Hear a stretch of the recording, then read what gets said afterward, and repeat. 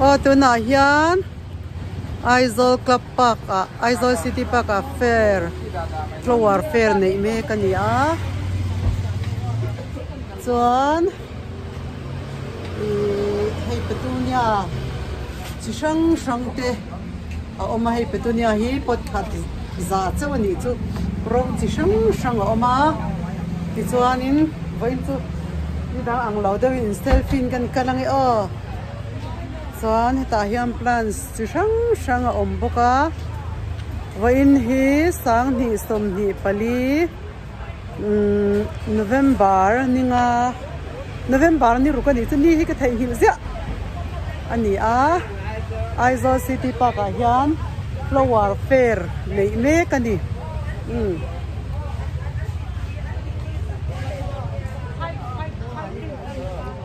he ti hian Christmas party plans chi sang te ho chua ani a oh hei pot chi sang te po zor me kani a Aizawl City Park in local vek donya mi zong te kan som vek chawa lan hi she hei sa la sa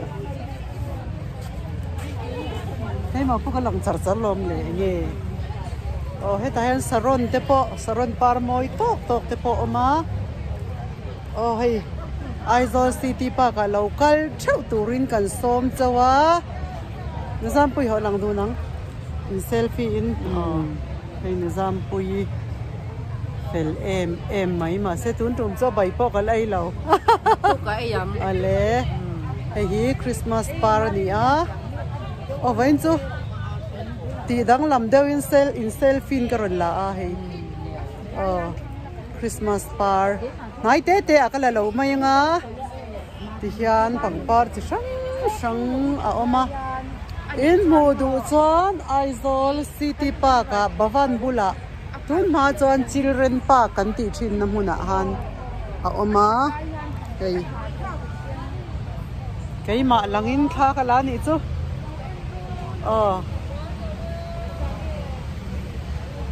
avan moi hlom tak em he tilai a hianin Christmas par hei ka korong ang vat mai hei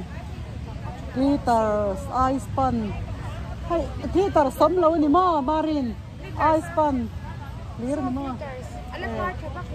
glitters chu la rang thavak lo hei Christmas par chu sang pho chhoi na om boka avan moi hlom tak em he tilahi Christmas par chi sang ani a chuan kal zelang a fu chiang ani hei khai hei chu moi ve te boi ni mo te boi pang par saron par moi lut tuk mai ni hei kha kan la pui nge tang alang chiang vak lo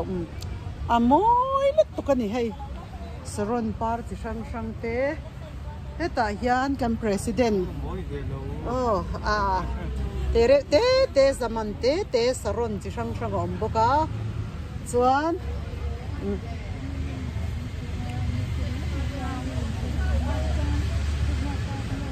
ta hianin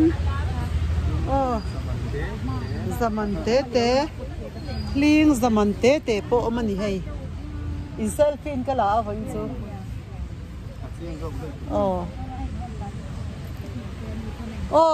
M&M YouTube channel atangin niya kalaulan hei avan moi hlom tak em City Park avahan du hlom tak hei Christmas party mi pui mir lo dor tu te pon ve nia lan hei iswa thin lung te swan ka dor kalau tilangang ka store ka store kalau tilangang tu na hian pan Christmas party ne iswa thin lung heta hi te ka dor ani mase ka nga to vak lova ka van nei ka hral ve nial maya chuan tan thingkung van nal tak em no set mai ka nei boka hi moi lu tu ka he thing hi ti pun tur ni hi avan moi em baby local lambi even fel em petunia leidon bi hey zizi hey ka pangpar hey hi zz hey selfie ka kenga che deu mai thei chuan chi sang ani chuan he ta hi money plant marble pothos giant ani hi moi lu tu ka hi chuan geranium ve thung hei hi he ta hi han moi hlom tak em hlorina city park aizo city park mi zong local turin kan som chawa moi lu tu hei hi ice pan ani Ponsetia ice pan moi nu mun za man nge kha sang khazariat moi em mai hi moi alian lor ho sia mo hei moi takani hi lo lei ro mi lei zo ma in local ula lo lei ro han du hlom tak em ki zong hian kengang lang zau theiang berin hei Aizawl City Park ani hei ka na chu gate in lo lu tanga he tilaya hian ni hliap in zarna gate atanga lu hlol la ding lamain lo phei fanganga hei pam kung tung kung lo don ani hei ta hian hei ka si tani hei chuan he ta hian khai pi ma roi pana nei moi lut tuk hei plants feeders ti te chi sang oma venia hian mi zong local turin kan som chawa kan fair hi zir top ni thenga don ani ke chu ma se zir top ni hi choma ba ko don lawa chan chu kan venga fu chiang te an kun sa ta ron nei dona chu wang chon zir top ni hian kan kod lai vela kun sat nei na tur stay sar an bua sai sia kan vengin ka ho thei don lo min block vek don na wangin zir top ni choma ba kom don lo ni kan fer hi zir top ni thleng dona atela hian pot chi sang nal tak khaya wa han moi lop tak em an pot te hi lo lei turin local ula du than tur om lain hai online na han cha ai chon amun nia ya manin du thangila affair ani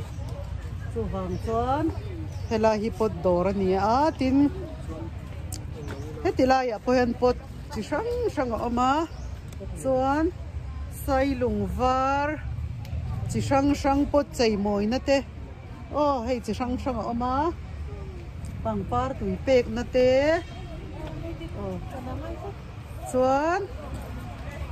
ta hianin fu chiang mai hetilai plants chi sang avan moi hlor tak hei plants hrisel thatak mai hei engma apot boy pui ngai to lo mo lei thapek ngai to lo ang chi moi tak mai om boka hei ta hian stay sa hianin pavilion hen kan lo na nge la hianin khai pot avan moi hlom tak em pot chi sang te kopi te pot tray te po hi omani he ta hian pot tray mo hei tun lai chuanin hei pot tray hi in chunga te po han hun na tui pek po chuat hu zui lo tur pot tray te chi sang ka in selfie wangin ka tilang chikim vek thei lawa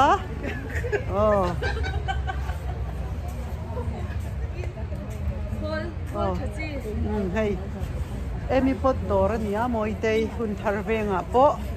tiklai puna dor thei boka han du hlom tak em he ta tang hian kan tilang ngai khai city park pangpar chi sang plants te mostik te lei tha te pot te le Christmas par chi sang te lei tur oma mi zong local turin kan som chau ni khai hei amu nom lutuk khai hei Christmas par chi sang lei tur oma han moi lom tak em hei moi lom topa ka vlog lawang ka tia tun trum chu ma se ilang du mi khai va moi ve pink princess ka exam man nge pink princess mi ka va du ve ka va nal ve nin petlom ro ka lei don chom petlom ro khai va han moi lom tak em tại hian an thuriam te ficus te chi sang om boka khai va moi thom tak em tui ten peto nian pangpar hi mo moi em maya ti hian ti langang ta tang hian moi lu tuk du thu samin pangpar moi tak chi sang oma khai mi zong local turin kan som cheu a voin chu MNN nei tu nu lo lang thei nge yin ka ti ni chu khai aklon ni ma chi sang hei ba han moi hlom hlor ve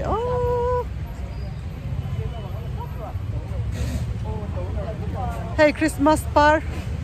mudem moi le tu khai da khom phei chon Holland te vitamin C te Princitia te Ponsitia te mo chi sang he ti hian lai la khai avan moi tak em bye bye moi lu tu Christmas par hey local ula get the train in lo lu tanga to per hen Christmas par moi tak ato ber kha poi mo ato ber hian tlom tak han moi tak em hey hey moi lu tu khai heta hian succulent cactus chi sang om bok hai han moi ve anei tu ten chun ani mo moi kat thei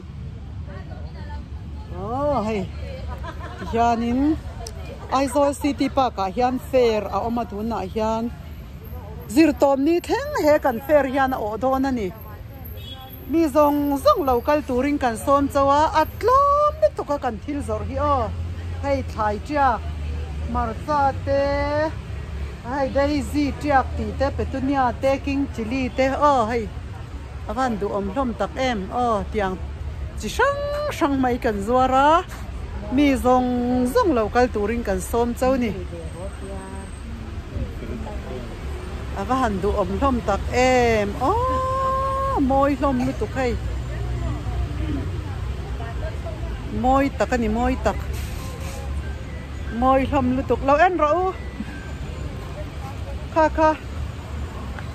moi te mai ne en ro hei swa thin lung moi tak mai oma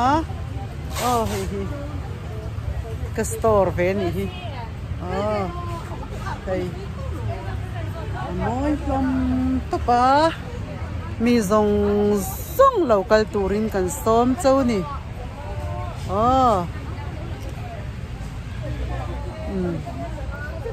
bye bye vek ule